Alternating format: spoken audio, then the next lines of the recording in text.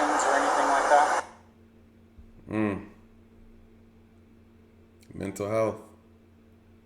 Mental health. I told you. You don't take any medications or anything like that? Are you normally just kind of like hyper? Do I see my heart rate up whenever the lights flash on? It gets your heart rate up. Do I see my? Trust me, it does me too, and I'm the one that it gets me going. You're probably gonna say, hey buddy, He's suffering from So, mental health issues.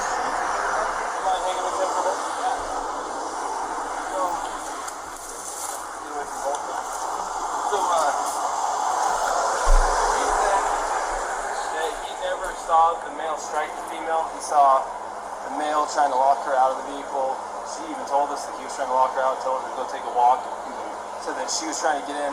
She eventually couldn't get in and actually clawed her way in through the driver's door. He says, I don't understand why she's doing that. Well, I think it's because it was the only door that wasn't locked that she could get through. So she's trying to get in over him. He's trying to disengage from her. I guess he hung her backpack on the back probably so she'd have her shit. So he didn't have to engage with her. Everything she's saying is same thing.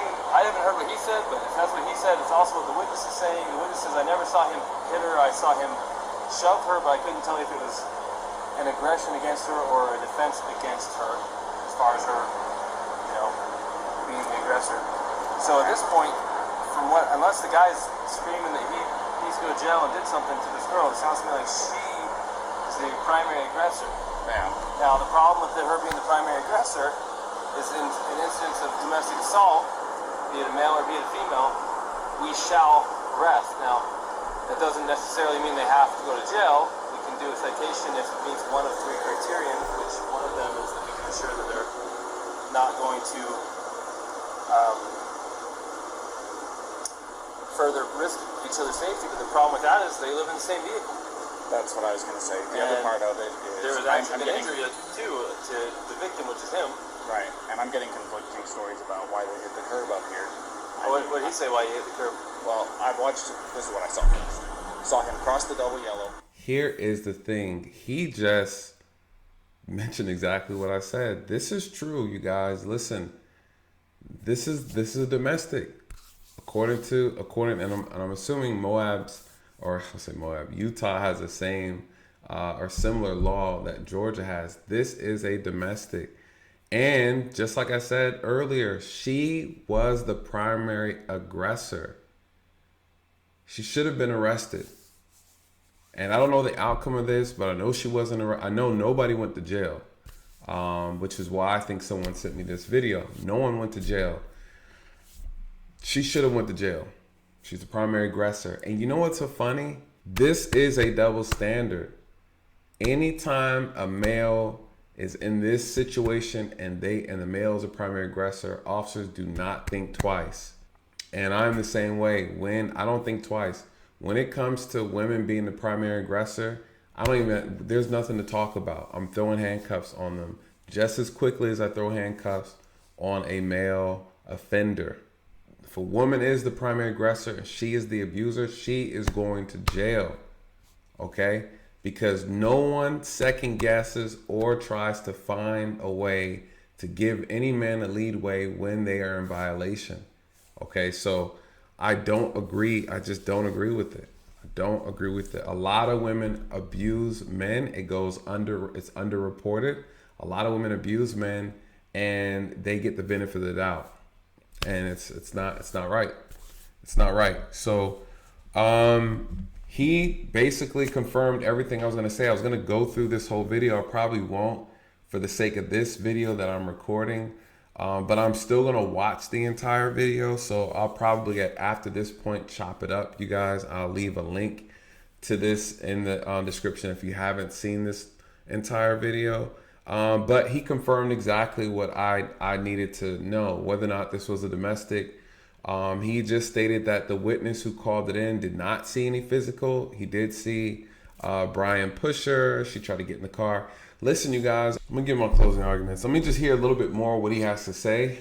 I'll watch the rest of it, but I'm not gonna put you guys through it because it's a whole another hour, it looks like. So, sounds legit. I mean, yeah, you got sure, all. if I'm driving and my arm's on the wheel and I'm getting hit in the arm, I'm probably pulling at the wheel. She's And abusive. I'm sure it was a little of both, and usually the truth is somewhere in between. He's probably trying not to say that he hit her because he probably doesn't want her charged with assault, domestic assault. He probably would rather say she pulled the wheel than hit him. You know what I mean? So, fortunately for her, we cannot treat, just because he's bigger and stronger, and even if he's not willing to press charges, we can't treat this differently than if it was a male on female violence. And we're going to have to charge her, and we can do a citation if there's some arrangement that can be made to separate them, and then we have to let them know that there's no contact order in effect. And then we have to let him know the only way to drop it is to go into the police department during business hours and fill out a waiver, which, by the way, what's today? Thursday? When I say I, please, I'm not in charge. One of the things that the state legislature doesn't give us discretion on is charges when it comes to domestic assault. And it sounds like you guys are living together. So you meet the statutes for domestic partners, and you do have injury, and both an independent witness, probably the next one we're going to talk to as well, which we haven't talked to yet, but the one we did talk to, and your own companion have made it clear that she was the primary aggressor, and that she was striking you and you received injuries. You haven't admitted to striking her, she has not admitted to striking her, the witness did not see you strike her. So at this point, you're the victim of the domestic assault. Even if you didn't want to pursue this, we don't have a choice. The best thing we can do to not, the law says we have to charge her, doesn't say we have to put her in jail. Okay? But it also says we have to separate through a no contact order, and we have to put her in jail if we cannot separate. And the little problem here is you guys are out of Florida living in the bed together. How are we supposed to separate her? Now, I don't want to take this small 20, what is she?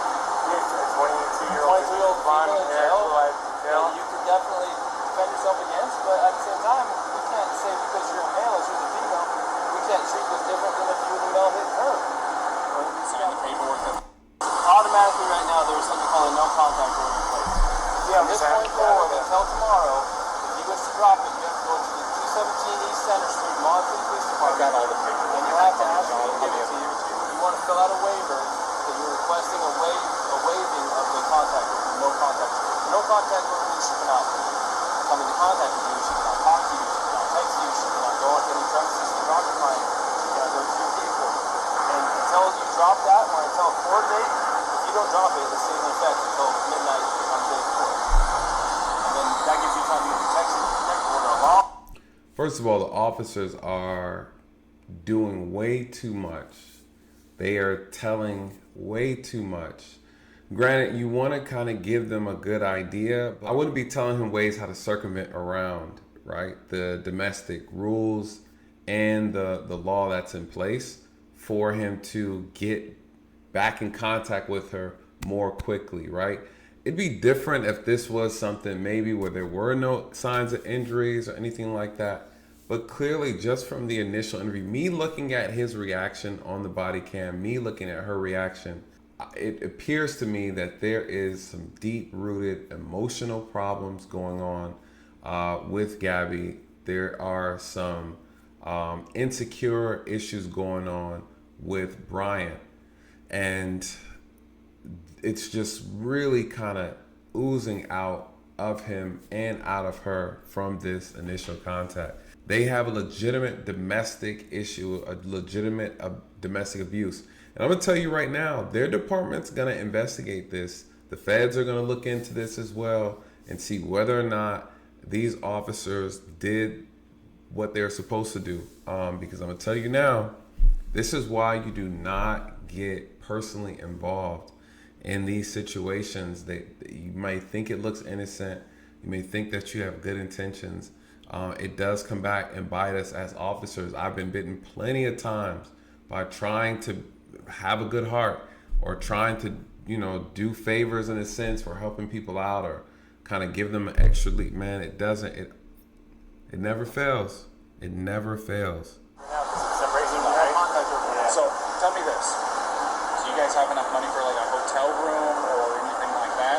Because what we could do is we'd cite her for this, and then I'd give her a ride over to whatever hotel you guys is choosing. What? And on your way to go pick her up, you stop over there at the PD, sign the paperwork that they're requesting. Oh my and then God. you can go pick her up quite literally within minutes. Unless you know someone else in town that's a friend that you can stay with. Yeah.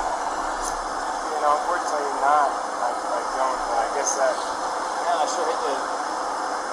I don't want her to go to jail.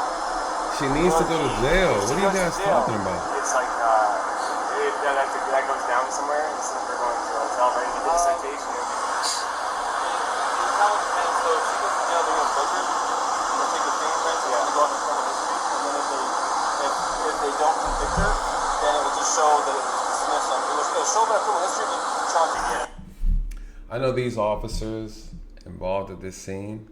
I know what they're about to go through. They probably cannot sleep at night. They probably can't maintain their bowels, okay? This is how bad this situation is unfolding. This is why we arrest on domestics. All this extra stuff these officers are doing is going to bite them so hard on this case. I know they're probably looking at ready to quit their job. You guys don't understand how bad this feels as an officer when you make a mistake like this. Okay, I've had a similar situation with the domestic. The guy got out, he bonded out and went back and shot the girlfriend and killed her. And so guess whose report they pulled up? Mine. They want to know, hey, did you do everything you were supposed to do? Because we want to make sure this guy did not have any extra opportunities to come and commit this crime against her. They looked at all my stuff. They called me in the office. I got called from another investigator. Came in, interviewed all my stuff. They pulled my body camera, right? And said, hey, did this officer? I sure did. Locked him all the way up. All the way, and put all the charges on him, okay? The liability removed off of me. This is a liability thing, you guys. As an officer, the liability in this profession is high. We cannot afford to make mistakes. We cannot afford to do things like this, trying to give people all these little, try to assist them as much as possible after we already see a violation. We have to take it. This is the reason why when people like to make a moral argument, did we have to take this person to jail? Yes. You guys don't see the other side of policing, the liability. This is a liability problem. I haven't even seen the rest of it. I don't know why this incident is so long. We're already 30 minutes into this body camera and there's still a 30 minutes left. I'm trying to figure out what in the world do these officers do outside of take her to jail and be done with it. They're trying to find all these other loopholes and alternatives to make this thing work, to help them out. Again, we're not trying to make your life hard. This is written statute. There's nothing a lot of you about it. It's designed to protect victims of domestic assault. So the after hours guy isn't there at their office right now. He's gonna run from his house over there, and we're gonna get you all lined up. Don't worry about it. This is the phone call that they wait on. So don't feel like you are making anybody do anything extra on your behalf. So we're trying to make this as easy as possible. Oh my God. Booker or anything like that. I wonder if, and I know how rough this stuff can be. Like I said. I wonder if they would have made the same amount of effort if he was the primary aggressor. Whew. Boy, I tell you, probably not. Probably not. And it bit them. It bit them. You know, she probably, who knows, right? It's a good chance she would have been alive today.